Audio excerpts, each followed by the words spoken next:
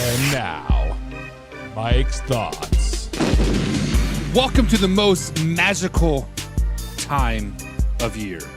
This is Super Wildcard Weekend. Ladies and gentlemen, it does not get better than this.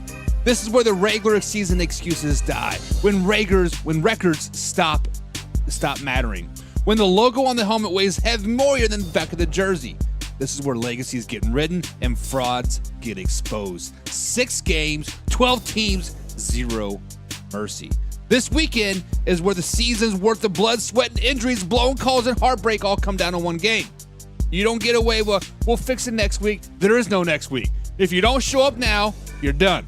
One and done, like the Chicago Bears.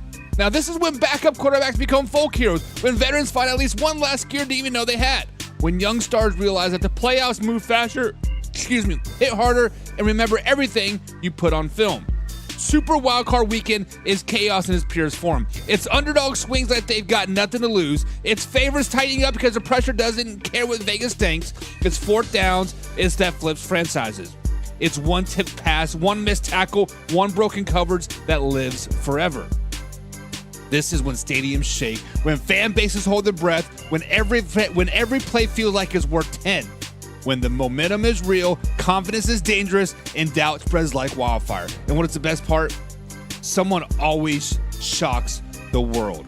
Every year, a team nobody believed is kicking down the door announces himself. Every year, a contender gets sent home and spends the entire offseason answering questions they don't want to hear. Every year, Super Wildcard Weekend reminds us that the NFL playoffs are unmatched. No series, no safety net, no do-overs. Win in advance, lose and disappear. So clear your schedule, guys, cancel your plans, and silence the group chat during kickoff, because this weekend, it's football at its rightest. It's football at its loudest, and it's football at its most forgiving. It's the great Super Card Weekend. Cue that intro. Are you ready for the best damn NFL show on the planet? Man Hour Nation, rise up. Yeah, ayy, let's go.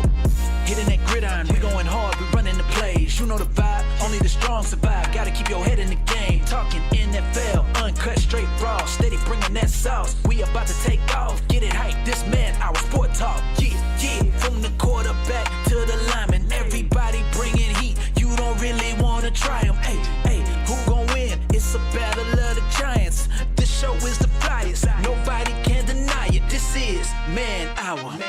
Sport Talk. Man Hour. Sport Talk. What team you reppin'? We keep it interesting. Who caught another down? Who got that interception? This is Man Hour. Sport Talk. Man Hour. Sport Talk. What team you reppin'? We keep it interesting. Who caught another down? Who got that interception? Let's go. What is up, Man Hour Nation, guys? Welcome to Man Hour NFL Talk, your go-to spot for live, raw, uncut NFL talk. I'm so glad you're with us today. Guys, before jumping into today's action, head over to manhourradio.com. There's where you find all the exclusive merchandise. Haters make us famous. Fresh with the freshest blogs and everything happening with the Man Hour show. So, guys, you're rocking the Man Hour, guys. That's a spot to rep it. Make sure you guys hit the like button, hit the share button, of course, subscribe to remember it's a live interactive show. That's the easiest way to stay plugged into us. But if you want the full Man Hour experience, guys, become a Pigskin Pundit.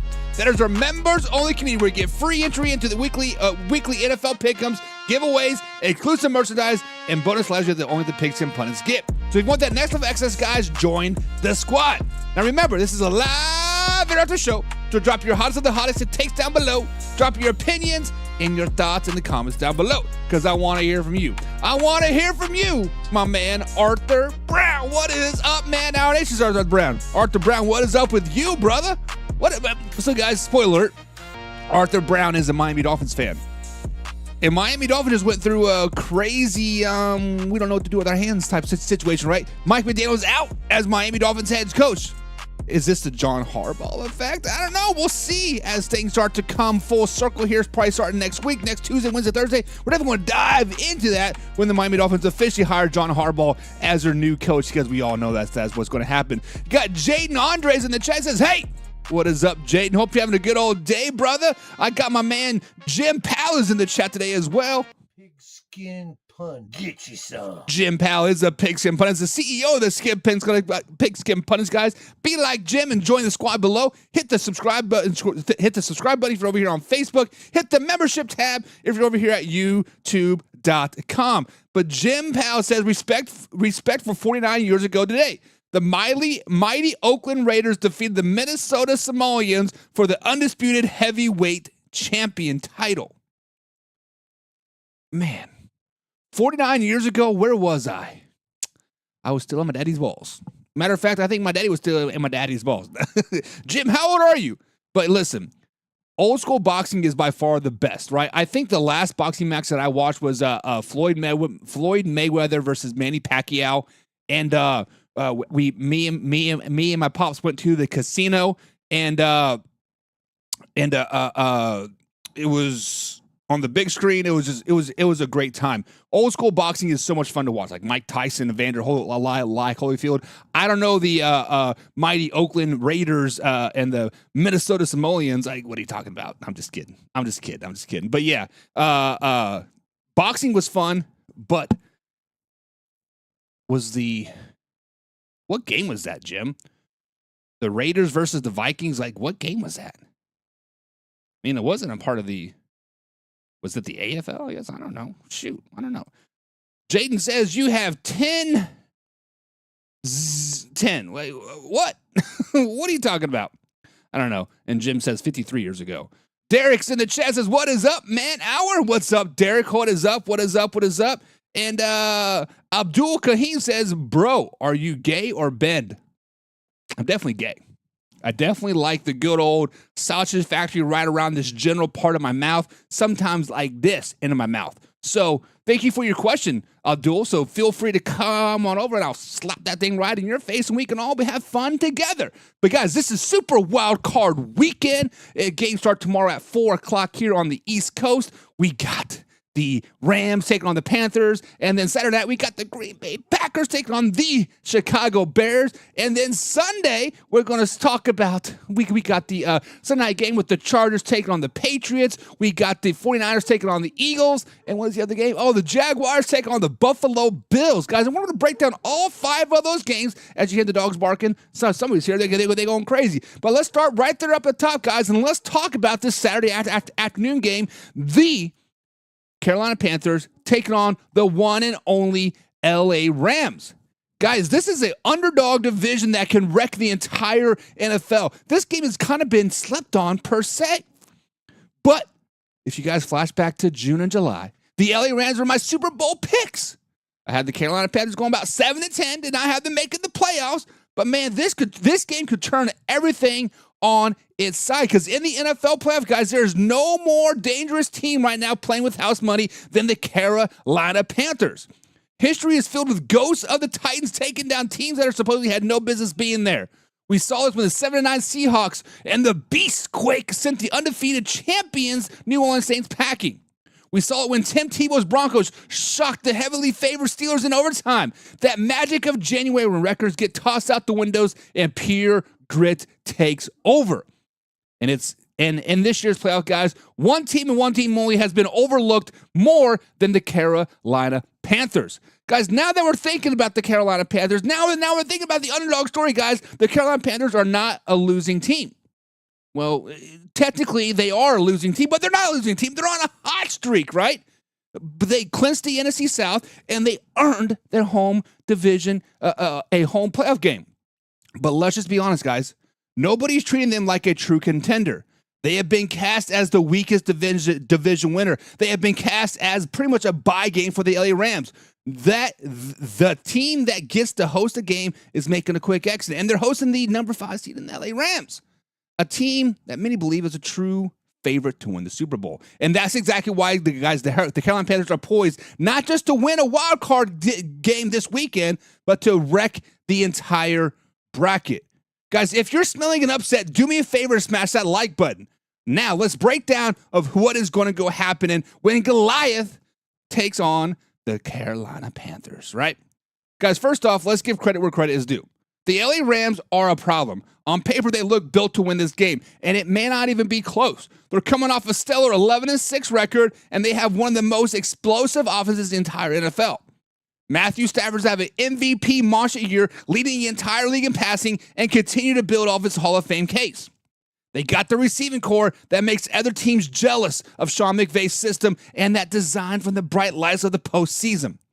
Guys, the Rams truly are a juggernaut, a high-octane machine that earned its reputation as a real contender. Everything from the record to their firepower suggests they should roll into Bank of America Stadium and walk out with a comfortable win. But that's where this game played. That is why the game is played between the lines, because this Rams team has been one quiet, crucial flaw. And it just happens to be that the flawed Panthers are uniquely built to exploit it. Guys, for the offensive success, the Rams' biggest weakness has been their pass protection. It's been inconsistent unit all year long, and they've had trouble keeping a veteran quarterback clean. When teams have been able to generate pressure, this high-flying Ram offense can get grinded very, very quickly. Now let's talk about the Carolina Panthers, right? In his second year, Dave Cannells has forged a tough, gritty identity for this Carolina Panthers. This isn't a flashy team. They're a throwback. Dave, who has came up with the Pete Carroll system in Seattle, has a philosophy built on two simple old-school principles: run the football and control the clock. That is their biggest strength. A physical, mauling offensive line that has one of the best run-blocking units in the entire NFL. They don't have the roster loaded with superstars, but they do have an identity that travels, especially in the playoffs. It's a style designed to shorten the game, wear down opponents, and keep explosive offenses like the one from LA stuck on the sideline, helping just watching the clock tick, tick, tick all the way down. This is the exact formula for a momental upset. You don't try to get into a track meet with the LA Rams. You drag them into a street fight.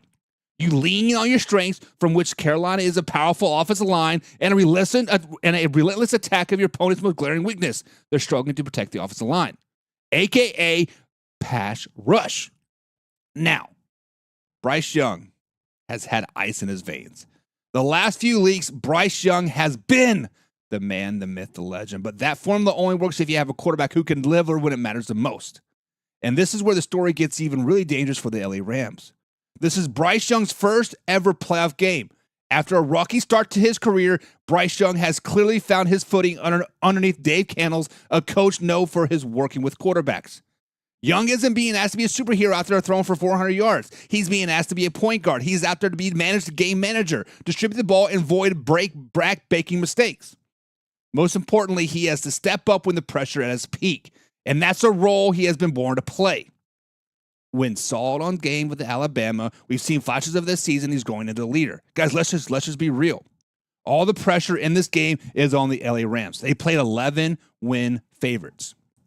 The team with the Super Bowl aspirations. And the Panthers, they're sitting at 8-9. Division champs, nobody believes in them at all. They're playing with house money per se. That kind of freedom is liberating. And let a young, clutch quarterback play without fear. Now, guys, let me ask you this question. Am I completely crazy, or is this a real path here for the Carolina Panthers? Can the Carolina Panthers upset the LA Rams? Guys, drop your predictions in the comments down below. And if you're joining in the breakdown, guys, be sure to hit the subscribe button and the like button as well. Also, turn on the notifications so you never miss a live, interactive show. So when you look at this matchup, guys, it is easy to be memorized by the records and the star power. The Rams are, by most metrics, a phenomenal team. The playoffs are a different animal. They reward teams with rock-solid identity, teams that can exploit fatal flaws, and a team with a quarterback who doesn't blink when the lights are brightest. The Panthers check every single one of those boxes. They have the offensive line to control the tempo. They're facing an opponent with a shaky pass front, and they're led by a young quarterback who's stepping onto the stage as always meant to be. This isn't a possible upset. It's a nightmare matchup for the LA Rams. So while everyone else is penciling the LA Rams to go into the next round, do not be shocked if the Carolina Panthers pull off the biggest stunner of the wildcard weekend and send shockwaves through the entire NFL. Guys, who do you got winning on Saturday afternoon? My man Carson Legg is in that chat. He says the Patriots are going to find out that the Chargers are going to electrify them and send them home. We're going to talk about that game. We're going to talk about that game. Slow it down, baby. Derek says should have been the top refs in the playoffs. There are the top refs in the playoffs. So Derek, how it works out. After every single game, from high school to college to NFL, the head coach grades those referees on a scale from 1 to 10. They grade them.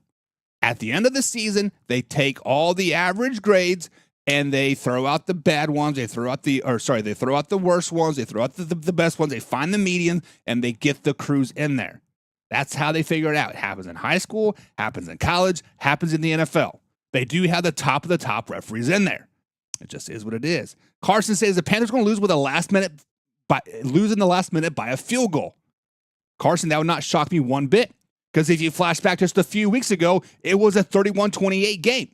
The Carolina Panthers squeaked it out barely, although the Rams should have came in there and whooped that ass. But you know what? It didn't happen.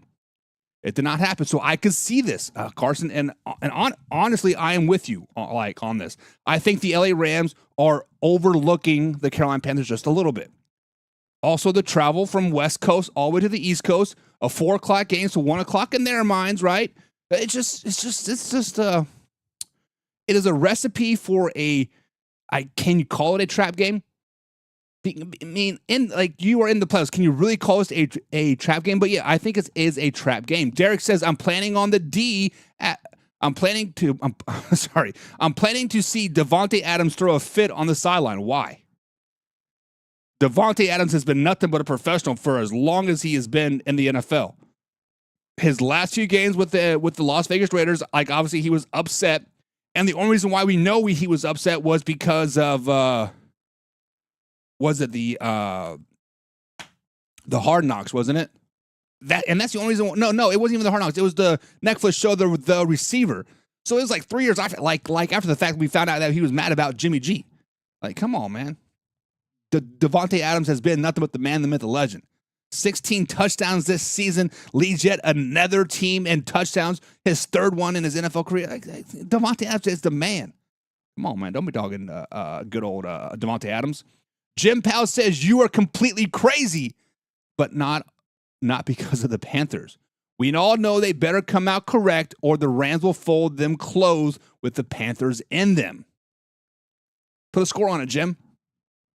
Pigskin pun. Put a score on it, Jimmy.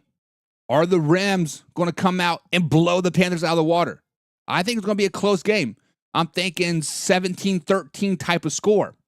May not even see a touchdown till the fourth quarter, honestly. Carson Lang says the Panthers are going to lose by the last minute field goal. Won't say it again, Carson. Say it one more time so we can hear it. Will Lawson's in the chat. What's up, Will? He says the Rams 34, Panthers 13. And Derek says Davante Adams going to fake an injury. The only person that fakes an injury is Lamar Jackson. The only people that fakes injuries out here is Lamar Jackson. Proven track record of it, baby. Proven track record of it. Jim Powell says 35-38. Is that the Rams winning or the Panthers winning, Jim? Let me scroll back up and see what you said. Who was winning that game? I think the majority of us are taking the LA Rams that it looks like, and I am taking the LA Rams as well. 17-13 is my score. It's going to be a nice little low-scoring game. But the Saturday night game that everybody is talking about. This game, guys, let's get one thing straight right off the bat. This is just not another playoff game. This is the Green Bay Packers versus the Chicago Bears for everything. Under the lights at Soldier Field in brutal January cold, and Saturday night, somebody's going home heartbroken. Guys, Super Wildcard Weekend is here, January 10th, 2026, and this is the 213th time these two franchises have lined up to tear each other apart. This rivalry is older than our great-great-grandparents, a history written in mud, snow, and pure, uncut hatred. They have met over 200 times, and this is only the third time in history they'll meet in the postseason. The first was back in 1941, and the second was 2010 NFC Championship game. Both times, the team that won this game went on to win the league championship. The stakes don't get much higher than this. This just isn't a game. It's a tiebreaker for history. Guys, for the first time, what it feels like in eternity, the Chicago Bears, the script has completely been flipped for them. The monsters of the Midway are back. The Chicago Bears roll into the game as the NFC's number 2 seed and the division champs for the first time since 2018. It's all built around two people: the offensive genius head coach Ben Johnson and the kid quarterback who looks like he was born for this moment in Caleb Williams. Guys, Caleb Williams, a former Heisman Trophy winner and the number 1 overall pick, is making his playoff debut in just his second year. He's already started to erase decades of quarterback misery in Chicago. He's a guy who finally broke the Green Bay Packers' stranglehold of the rivalry. This season, the team split the series, and it was Williams who delivered signature moments in both games. Week 16, overtime, with the division on the line, he uncorked an absolute bomb to DJ Moore to send Soldier Field into a different dimension. He isn't just winning, he's doing it in spectacular fashion. He led the entire NFL with the incredible 6 fourth-quarter comebacks this season. Ben Johnson, the Chicago Bears, hired away from the Detroit Lions' explosive offense at best. He was built for moments like this. Well, the biggest moment of his entire life is right here. The question is, can the young star officially end the era of Packers dominance by knocking them out of the playoffs? That's the biggest question. And then on the other sideline, this is where things get a little bit ugly, a little bit muddy per se. While the Chicago Bears are surging, the Green Bay Packers are in a complete freefall.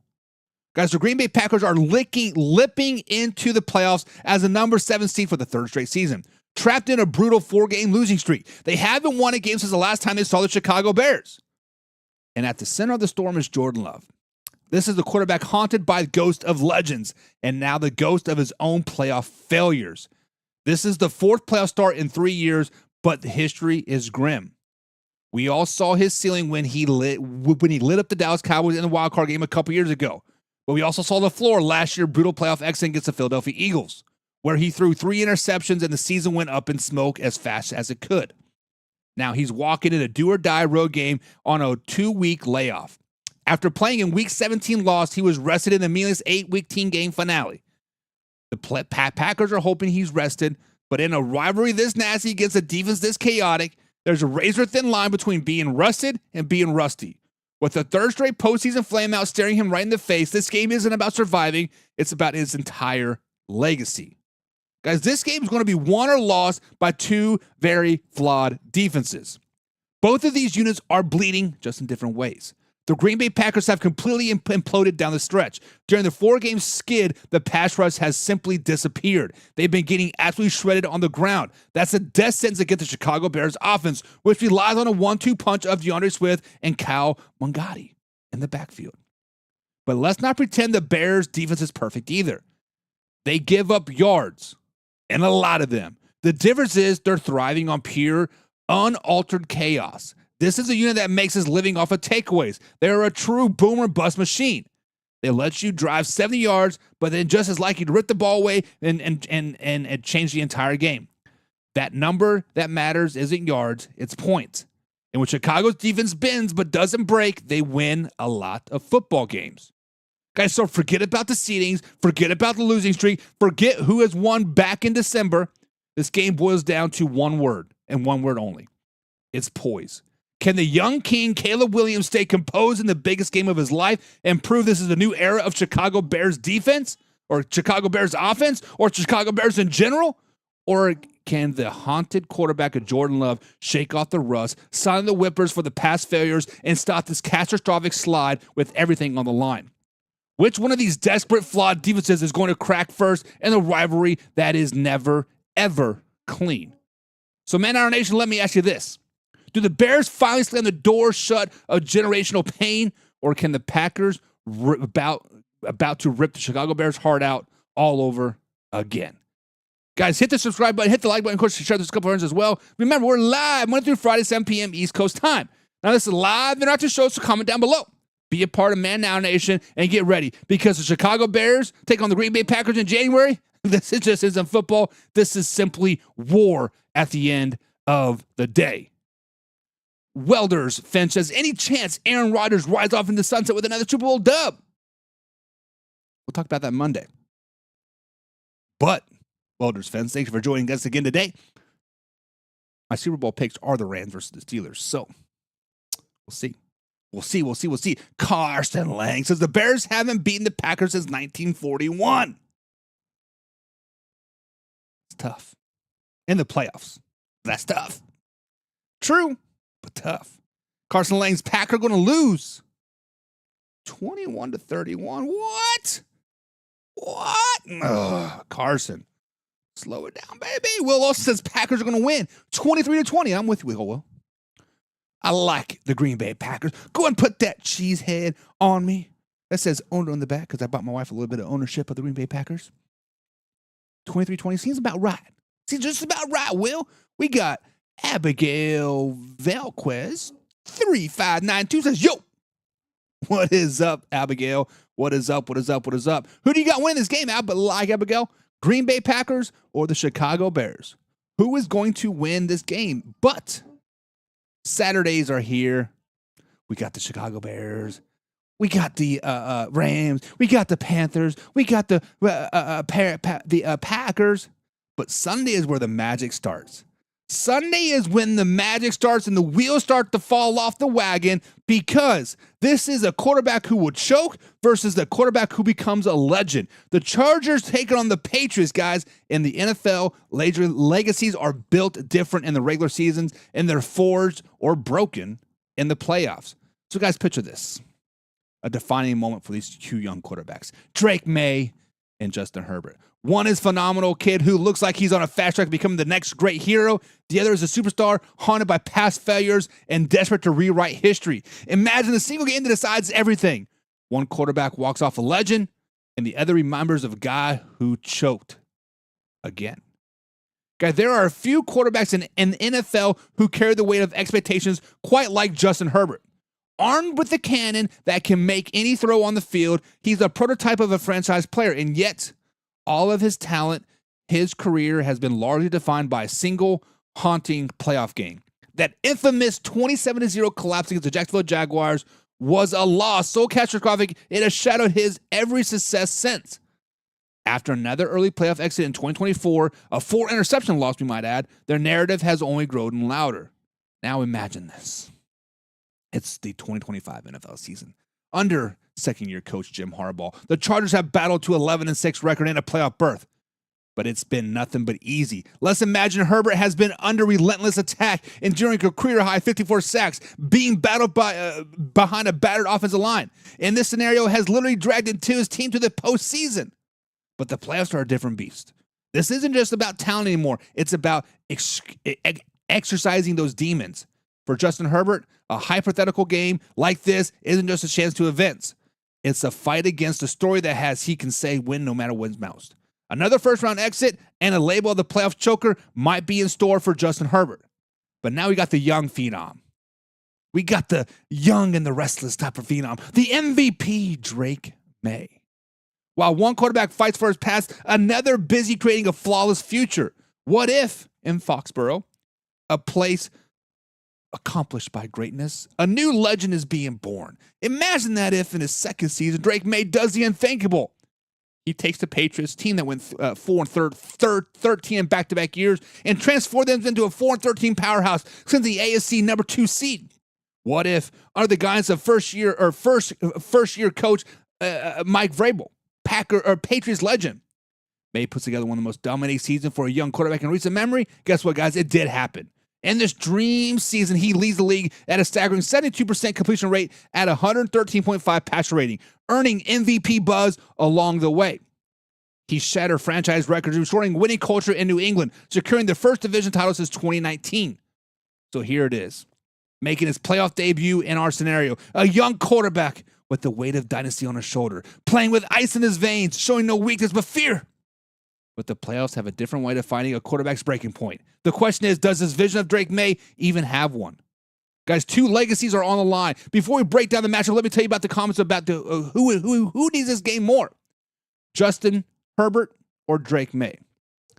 Guys, the stage of our hypothetical showdown is set. Sunday night at Gillette Stadium, the Patriots, the number 2 seed, who are the favorites, is the ultimate showdown, the torture star that everything is proved against the phenom who is nothing but success. For Justin Herbert, the challenging would be immense. he'd have to go to the road, into New England cold, face a disciplined defense designed by Mike Vrabel, a coach that knows a thing to do about playoff in intensity. But let's say there's a phenomenal weakness. What if the Patriots defense ranks 25th in pressure rate? What if the Patriots don't get to Justin Herbert? What if Justin Herbert starts picking the New England Patriots apart? Because that exactly could and will happen on Sunday Night Football, guys. When the New England Patriots take on the LA Chargers, Justin Herbert is going to tear that New England Patriots defense apart. Their pass rush is terrible. Their defense is a little bit suspect at best at times. Drake Maye has had a phenomenal season. However, the LA Chargers defense is that good. Guys, who do you guys got winning this game? The LA Chargers or the New England Patriots? Drop the comments down below. Will says Chargers win 27-24. I like where your head's at. Will. I think the LA Chargers are going to walk into Foxborough. They're going to do the Ric Flair. Woo! Justin Herbert is going to go down 27-0. They're going to go down 27-0. Midway through the third quarter, like, oh, shit. Guess it's time for us to play. Final score 30-27 LA Chargers. Scores 30 unanswered points in the fourth quarter. Ring a bell? See what happens. Carson Lang says Patriots are going to stay home as Drake Maye choked on it hard. Choke on it, baby. Justin Herbert is the Temu Josh Allen. Listen, Carson, I've ordered some things from Temu. My wife orders things from Temu all the time. They might be cheap. They might be efficient, but sometimes they're better than the real thing. And Justin Herbert is better than the real Josh Allen. And we're going to find that out on Sunday when the Jacksonville Jaguars take on the Buffalo Bills. Guys, when you think of the most dangerous team in the NFL, your mind usually probably jumps to the usual suspects. The teams and media have been hyping up for months, but you're looking in the wrong place. The single most dangerous team in the NFL right now that nobody seems to be in January is the one and only Jacksonville Jaguars. And the Buffalo Bills are about to find this out the hard way again. Guys, this is Super Wildcard weekend. The Bills are walking straight into a buzzsaw. This isn't just a team on a hot streak. It's about history, momentum, and a curse that Buffalo can't shake. The all-time series between these two is dead even at 10 wins apiece. But the playoffs, the playoffs, that's where the story gets dark for Buffalo. Jacksonville is a perfect 2-0 against the Buffalo Bills in the postseason, with both wins coming in the AFC wildcard round. So forget what you think that you know. Let's break down why that Everbank Stadium might just be where the Buffalo Bills' Super Bowl dreams go to die. So what exactly has changed in Jacksonville? After losing 13 games last season, they have completely flipped the script to 13 wins this year. That kind of turnaround is very, very rare. It is so rare, only two other teams in NFL history have ever pulled it off. Since Week 11, they have been on an 8-game winning streak, dismantling opponents and racking up point differentials that are among the best in the entire NFL over that span. They just aren't winning. They are taking teams apart. And it all starts with the most dominant unit in the entire matchup, the Jacksonville Jaguars run defense. Statistically, they are the number one run defense in football. Opponents are averaging a pathetic 85.6 yards per game against them. And it's even worse for running backs who are held to just under 68 yards a game. The tape shows a defense front that completely resets the line of scrimmage, forcing offenses into predictable, long-yarded passing downs. And that's when the other shoe drops. By suffocating the run and haunting quarterbacks, this defense has forced 31 takeaways, the second most in the NFL. And while the defense is shutting teams down, the offense, under rookie head coach Liam Duval, has been reborn. Trevor Lawrence is having a career year with 38 touchdowns, leads an offense that's set to a new franchise record with 27.9 points per game. This just isn't a fluke. It is a formula, and it's been working for 2 straight months. But now, if you're a Buffalo Bills fan, this feels like it should be eerily familiar, right? History has a funny way of repeating itself, and for Buffalo, Jacksonville is a place of postseason nightmares. The Bills have lost 3 straight games in Jacksonville, including an ugly 10-3 wildcard loss back in 2017 that ended their season. But the real ghost haunting this matchup is the 1996 wildcard game. The upstart Jaguars went into Buffalo and stunned the Bills, team anchored by Hall of Famer Jim Kelly, winning 30-27. That game, just like this one, featured a favored Buffalo Bills team that expected to roll over a young, hungry Jacksonville Jaguars squad. The Jags proved that they are built for January, and that legacy lives on. Guys, the Jacksonville Jaguars is a perfect 3-0 in wild card games. Their last playoff game, that was the intense 27 comeback win against the LA Chargers back in 2022, the third largest comeback in NFL playoff history. This team doesn't just win at home in the playoffs, they pull out the impossible. So if you're enjoying, guys, this breakdown so far, do me a favor and hit the subscribe button. Guys, we go deep into this every single week moving forward. And you don't want to miss a live interactive show coming up next. So hit that bell icon as well. Now, I know what you're thinking, but Josh Allen is a different beast. Josh Allen is the MVP. Josh Allen is the best quarterback in the NFL. And you're right. But he's also carrying a massive weight on his shoulders because he is 0-4 in the road playoff games in his career. It's not all on him. He's averaging 351 yards per game in those losses.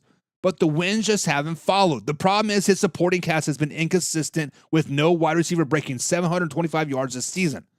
That is a huge issue against the Jacksonville Jaguars pass defense that, while ranked 21st, knows it has one's job. Make Josh Allen beat them all by himself. This game will be won or lost in the trenches. It's a classic strength-on-strength battle. The Bills have one of the best rushing attacks in the entire NFL on the ground thanks to a duo of Josh Allen and Ray Davis. Of course, you can throw James Cook in there too. The league, he had a good season. 1,600 yards, whatever, right? Rushing title. They will go head-to-head with that number one Jaguars rush defense. If Jacksonville can shut down that ground game and control Josh Allen scrambles, they will force the Buffalo into one-dimensional, and that's exactly how you beat the Buffalo Bills over and over and over again. And on the other side of the ball, Buffalo's run defense has been glaring weakness, allowing 136 yards per game. And while the Jaguars running back Travis Etienne has been quiet as of lately, he's averaging just 3.6 yards per carry since week 10. This is a perfect opportunity for him to break out. If Travis Etienne gets going, Jacksonville will control the clock, the crowd, and the game. Guys, this whole game boils down to breaking trends. Can Josh Allen finally get his first road playoff win and silence the critics? Or will the ghost of the playoff past show for Buffalo just one more time? The Jaguars are running an 8-game heater. Their quarterback is playing the best football of his life, and they're undefeated in home wildcard football games. They've beaten the Bills in the playoffs twice before, and everything seems to be lining up for them to do it for the third time. They're built to win the exact type of game, control the ground, create turnovers, and let home field advantage do the rest. The Bills aren't just facing a football team, they're facing history. And history says the Jaguars are the most dangerous team that could possibly play. But Man Hour Nation, what do you think? Am I crazy, or are the Jaguars the real deal? Drop your score prediction in the comments down below. If you want a deep dive more like this, guys, make sure to hit the subscribe button as well. Who do you got winning this game? Will Lawson said the Buffalo Bills are going to win 33-30. That's tough. Carson says Jags' last 6 opponents are the Titans twice, Colts twice, Jets, and Broncos. Your team would have had complete meltdown to lose 2 of those games. Don't let the stats outshine the facts. Carson, I'm glad you brought this up. Because as they do play the Titans and the Colts twice in this 8-game win streak, it's still divisional games, baby. Titans are still a divisional game. The Colts are still a divisional game. Now, the Jets are just a bad team. But not only did they beat the Broncos, they beat the Broncos. If you know, you know. So say what you want. Buffalo Bills are on upset alert. Jacksonville Jaguars to the Super Bowl, baby. To the Super Bowl. Now, the final Sunday Super Wild Card game that we are going to discuss is the one and only San Francisco 49ers taking on the Philadelphia Eagles, and this rematch is personal.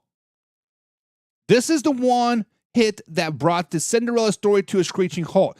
Back in 2022, NFC Championship game, Philadelphia's home turf, a strip back sack, Brock Purdy torn his UCL in his throwing elbow. The ligament that helps power the quarterback's throw is shredded. In that moment, the 49ers Super Bowl dreams evaporated. Then insert backup Josh Johnson. He went down with a concussion. The 49ers had no choice but to put a barely functional Brock Purdy back on the field. He was physically unable to throw more than a few yards, and later, admittedly, he questioned if he'd ever be the same player again. Now, he returns to the same stadium that nearly derailed his career. And yeah, he already came back here and got the win back in 2023, so don't get it twisted. That memory of the injury is still fresh. This isn't just another game. This is personal. And the 49ers, and for the 49ers to get their payback, their high-flying offense has to solve one of the most brilliant defensive minds in football in Vic Fangio. Guys, the guy who is mastermind Purdy's original nightmare, Jonathan Gannon, is not there anymore. Today, the Eagles' defense is run by Vic Fangio, a coach Kyle Shanahan respects so much. He tried to hire him multiple times. Fangio's defense philosophy is basically the modern blueprint for stopping an explosive offense. It's all built around two high safety look that has one primary goal: take away the big play. The whole point is to keep everything in front of the defense, forcing quarterbacks to be patient and string together long, mistake-free drives. It's a scheme that baits you into getting greedy and then punish you with the inevitable mistake. He'll show you one look before you snap and then morph into something totally different right before the ball is snapped. And this year's Eagles have the horses to run it. You got monsters like Jalen Carter and Jordan Davis plugging up the middles. You got guys like Josh Sweat and Nolan Smith bringing pressure off the edge. But the real key might be the new faces in the secondary, and that's Quinton Mitchell and Cooper DeJean, brought in the final pieces of Vic's puzzle. This isn't some defensive scheme the 49ers torched in 2023. It's a new, more complex challenge built to one of the game's true chess masters. Guys, if there's one offensive mind who can live for puzzles like this, it's Kyle Shanahan. While Vic Fangio's defense is designed to take away the deep ball, Shanahan's offense has evolved to absolutely own the middle of the field.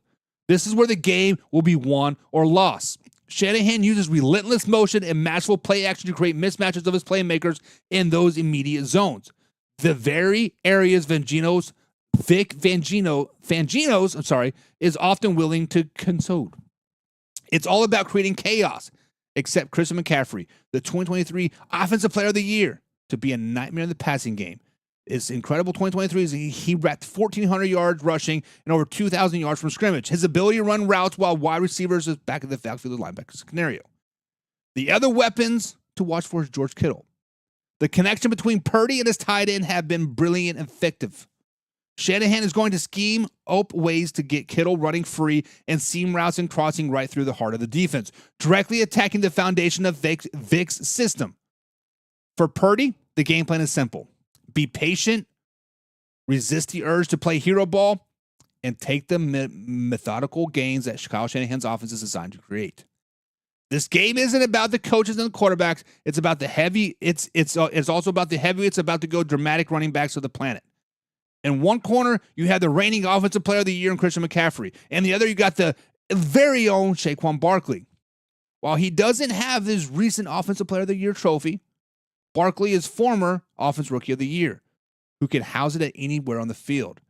This adds a whole new dimension to the rivalry. McCaffrey is the engine of the 49ers offense, a playmaker who decides to flow the game on the ground through the air. Barkley gives the Eagles that home run threat they've been looking for, and consistent danger who can flip the game instead of a single torch. The battle between these two elite running backs will be a spectacular in itself. So, guys, who takes it all? Can Brock Purdy and Kyle Shanahan's offense surgically pick apart the Vic Fangio's defensive web, or will the Eagles' defense once again be the rock that sinks the 49ers ship in Philly? Guys, drop your predictions down below. Will says the Eagles win 20-13. Yes, I agree. I agree. Carson Lang says the 49ers with the upset of the Eagles. So let me ask. So, Carson, obviously the Philadelphia Eagles are at home. They won the NFC East. However, are the Eagles really the favorites? I mean, I know what Vegas says. Vegas is bull BS. I don't think it would be an upset. Because the 49ers, if they would have won last week versus Seattle Seahawks, they would have been the number one overall seed. It wouldn't be an upset. Tim says, shh, that's bold. What's bold? No way the Jaguars to the Super Bowl. They have to beat the Patriots and the MVP Drake May. No, they don't, Tim. No, they don't. The Jaguars just have to beat the Buffalo Bills. And then they'll beat the Denver Broncos. And then they'll play the Pittsburgh Steelers. They won't have to play the Patriots. Patriots are going to be one and done. See you later, alligator. Get out of here. But guys, that's going to be it for tonight. Quick show here. Quick little breakdown. We're going to jump out and watch the Indiana game. Indiana take on the Oregon Ducks because we live in Indiana. We're Indiana Hoosier fans. I'm a Hoosier now for the last 10 years or so. Whatever. Guys, we out. See you Monday. Live, raw, uncut. Until then, we out.